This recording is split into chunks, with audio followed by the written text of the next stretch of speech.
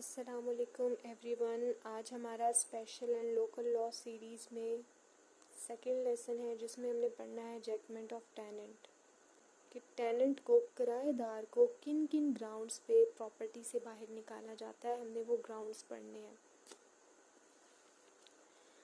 Section 39, 40, 41, 42, 47 of tenancy act deal करता है judgement of tenant के साथ।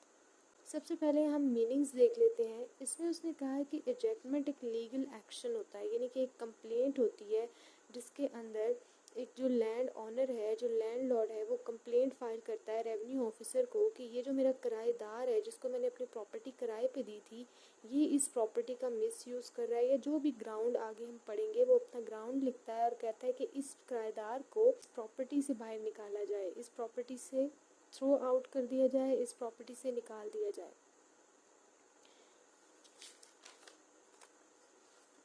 नेक्स्ट, ब्लैक्स लॉ डिक्शनरी के अकॉर्डिंग भी एजेक्टमेंट का मतलब थ्रो आउट होता है, पुट आउट होता है, यानी निकालना, फेंकना बाहर, ये सारे मतलब इसके हैं। नेक्स्ट अब हम इसकी डेफिनेशन देखते हैं एजेक्टमेंट की। इसमें उसने कहा है ejectment is a legal remedy, एक लीगल रेमेडी है किसके लिए? To resolve the conflict between the landlord and tenant. Landlord और टेनेंट यानी किराएदार और मालिक मकान के दरमियान जो कॉन्फ्लिक्ट है, जो इश्यूज़ हैं, उसको रिजॉल्व करवाने के लिए ये एक लीगल रेमेडी है which is use to remove a person wrongfully occupying the real estate, जिसमें एक रॉन्गफुल पोजेसर को प्रॉपर्टी से बाहर निकाला जाता है, थ्रो आउट किया जाता है। It can be availed if the landlord shows that he has a legal right to the property। और ये इजेक्टमेंट का जो राइट है वो तभी अवेल किया जाता है जब लैंडलॉर्ड, मालिक मकान, ये साबित करता है कि मैं इस मकान का या इस प्रॉपर्टी का मालिक हूँ और मेरा लीगल राइट है और मेरी इंटाइटलमेंट है इस प्रॉपर्टी पे। और जिस बंदे को थ्रो आउट करना है, जिस किराएदार को इस प्रॉपर्टी से निकालना है, उसका कोई कानूनी हक नहीं बनता। नेक्स्ट अब हम टेनेंट की डेफिनेशन देखते हैं। इसमें वो कहता है कि टेनेंट जो है, जो किराएदार है, वो एक ऐसा पर्सन होता है जो मालिक मकान से रेंट के इवज़ एक प्रॉपर्टी लेता है। यानी वो कहता है कि तुम मुझे अपनी प्रॉपर्टी किराए पे दे दो, मैं तुम्हें इसके बदले हर महीने या सालाना, जिस तरह से भी उनकी डिसाइड होता है, उस तरह से वो उसको रेंट पे करता है। अब इससे आपको समझ आ गया होगा कि टेनेंट क्या होता है और एजेक्टमेंट ऑफ टेनेंट क्या होता है। तो अब हम अपने मेन टॉपिक की तरफ आते हैं जो कि है ग्राउंड्स ऑफ एजेक्टमेंट। सेक्शन 39 कहता है कि हम किसी भी किराएदार को, किसी भी टेनेंट को प्रॉपर्टी से निकाल सकते हैं। किस रीजंस पे? फर्स्ट वो कहता है कि use of land in different manner, यानी जिस काम के लिए उसने प्रॉपर्टी किराए पे ली है वो उससे डिफरेंट मैनर में यूज़ कर रहा है। फॉर एग्जांपल, अगर किसी पर्सन ने डोमेस्टिक यूज़ के लिए एक घर लिया है कि मैं इसमें रहूँगा, मुझे अपना मकान किराए पे दे दो, मैंने अपनी फैमिली के साथ रहना है, और बाद में वो उस घर को एज अ वर्कशॉप यूज़ करने लग जाता है, वहाँ पे अपनी कोई फर्नीचर वर्कशॉप बना लेता है या फिर कोई मैकेनिक वर्कशॉप बना लेता है, तो उस सूरत में वो जो मालिक है उस प्रॉपर्टी का, वो किराएदार को उस प्रॉपर्टी से निकाल सकता है। नेक्स्ट इसमें पॉइंट है failure of tenant to pay rent, यानी आप प्रॉपर्टी किराए पे लेने के बाद किराया ही पे नहीं करते तो मालिक मकान का पूरा राइट होता है कि वो आपको उस प्रॉपर्टी से थ्रो आउट कर सकता है, आपको उस प्रॉपर्टी से इजेक्ट कर सकता है, निकाल सकता है।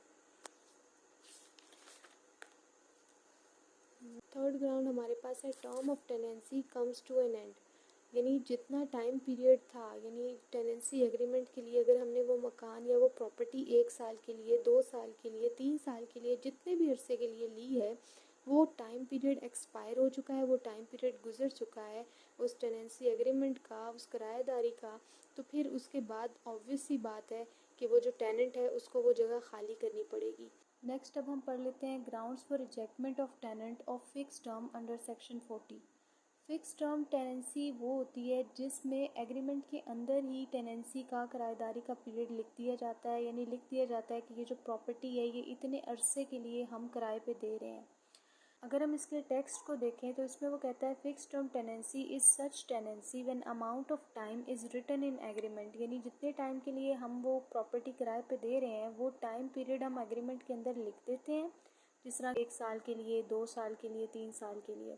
इसमें फर्स्ट ग्राउंड है use of land in different manner. इसमें भी सेम वही ग्राउंड है जो हम पहले पढ़ चुके हैं, यानी प्रॉपर्टी को किसी मकसद के लिए लेना और उसको यूज़ किसी और मकसद के लिए करना, जैसे मैंने आपको पहले एग्जांपल दी है। और नेक्स्ट इसमें ग्राउंड है failure of tenant to pay rent, यानी जब किरायादार जो है किराया नहीं देता तो उस सूरत में जो लैंडलॉर्ड होता है, जो मालिक मकान होता है, उसका पूरा हक होता है कि वो उस टेनेंट को, किराएदार को, उस प्रॉपर्टी से इजेक्ट करे, निकाल ले।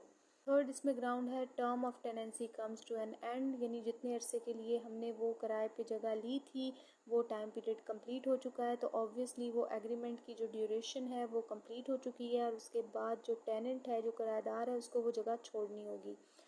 नेक्स्ट इसमें हम पढ़ लेते हैं section 41, ejectment of tenant from year to year.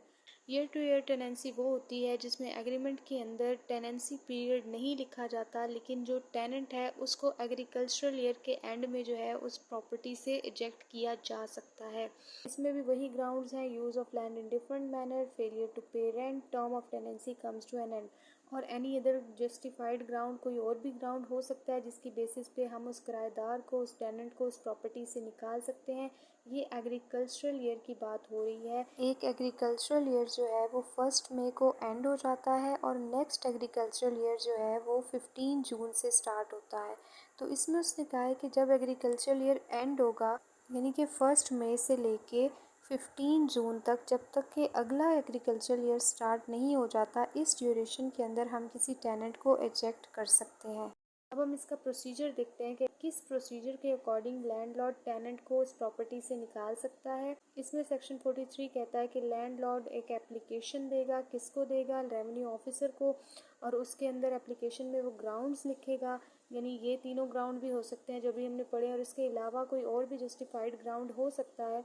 तो उसमें इसने कहा है कि एप्लीकेशन के अंदर वो ग्राउंड लिखेगा और रेवेन्यू ऑफिसर को एप्लीकेशन देगा और कहेगा कि इस टेनेंट को मेरी प्रॉपर्टी से निकाला जाए। और नेक्स्ट अंडर सेक्शन 44 जो है, रेवेन्यू ऑफिसर उस मैटर को इंक्वायर करेगा, एप्लीकेशन को अच्छी तरह पढ़ेगा और सारे मैटर को इंक्वायर करेगा कि क्या हकीकत है, क्या फैक्ट्स हैं। अब अगर वो रेवेन्यू ऑफिसर सेटिस्फाई होता है तो वो टेनेंट को एक नोटिस देगा कि तुम्हारे खिलाफ एक एप्लीकेशन आई है और तुम हेयरिंग के लिए जो है वो आओ।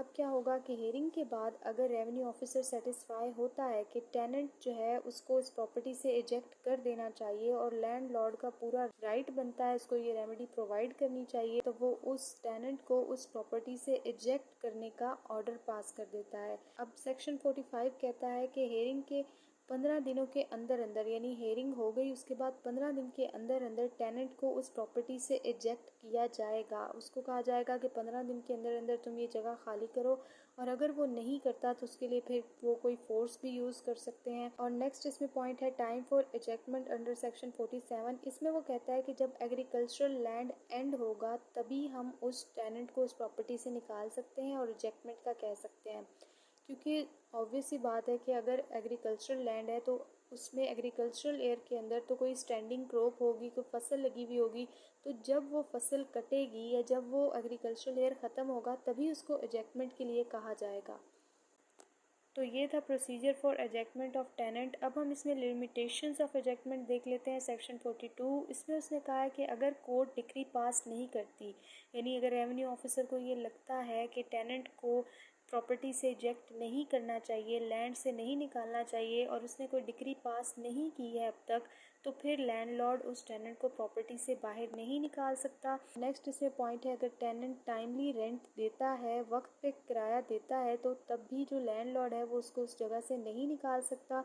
नेक्स्ट इसमें पॉइंट है कि अगर वो सेम पर्पज़ के लिए प्रॉपर्टी को यूज़ करता है, यानी टेनेंसी एग्रीमेंट में जो उसने पर्पज़ बताया है कि इस चीज़ के लिए, इस मकसद के लिए उसको ये प्रॉपर्टी चाहिए, और वो उस प्रॉपर्टी को उसी मैनर में यूज़ कर रहा है, तो उस सूरत में भी उसको लैंडलॉर्ड उस प्रॉपर्टी से इजेक्ट नहीं कर सकता। नेक्स्ट इसमें जो लिमिटेशन है उसमें उसने कहा है कि अगर टेनेंसी एग्रीमेंट के अकॉर्डिंग, अगर टेनेंसी का, किराएदारी का अगर वक्त पूरा नहीं हुआ, यानी किसी टेनेंट ने 1 साल के लिए प्रॉपर्टी ली है किराए पे और लैंडलॉर्ड उसको 1 साल से पहले ही उस प्रॉपर्टी से निकालना चाहता है, तो ऐसा भी नहीं होगा। अगर टेनेंसी पीरियड पूरा नहीं हुआ तो लैंडलॉर्ड टेनेंट को उस प्रॉपर्टी से नहीं निकाल सकता। अब यहाँ तक हमने ग्राउंड्स पढ़ लिए, प्रोसीजर पढ़ लिया और लिमिटेशन ऑन एजेक्टमेंट पढ़ ली। अब हमने पढ़ना है ऑर्डर टू पे कंपनसेशन, यानी अगर रेवेन्यू ऑफिसर को लगता है कि टेनेंट को प्रॉपर्टी से इजेक्ट नहीं करना चाहिए, नहीं निकालना चाहिए, तो फिर वो कंपनसेशन के लिए भी ऑर्डर पास कर सकता है। यानी वो टेनेंट को कह सकता है कि तुम लैंडलॉर्ड को कंपनसेशन दे दो जो तुमने रॉन्ग उसके साथ कमिट किया है उसके बदले में। फॉर एग्जांपल अगर टेनेंट ने उस प्रॉपर्टी को डिफरेंट पर्पस के लिए यूज़ किया है या फिर उस प्रॉपर्टी का किराया नहीं दिया और फिर वो कहता है कि मैं अब नेक्स्ट जो है वो सेम पर्पस के लिए यूज़ करूँगा या किराया दूंगा, और इसी तरह की अगर कोई और सिचुएशन अराइज हो जाती है और रेवेन्यू ऑफिसर सेटिस्फाई हो जाता है कि टेनेंट को इस प्रॉपर्टी से इजेक्ट नहीं करना चाहिए, तो फिर वो टेनेंट को ये ऑर्डर दे सकता है कि वो लैंडलॉर्ड को कंपनसेशन दे दे। नेक्स्ट इसमें उसने कहा है right of tenant under section 49 sub section 1। इसमें उसने कहा है कि अगर हम किसी टेनेंट को प्रॉपर्टी से निकाल देते हैं तो टेनेंसी एक्ट जो है वो उस टेनेंट को कुछ राइट्स भी देता है।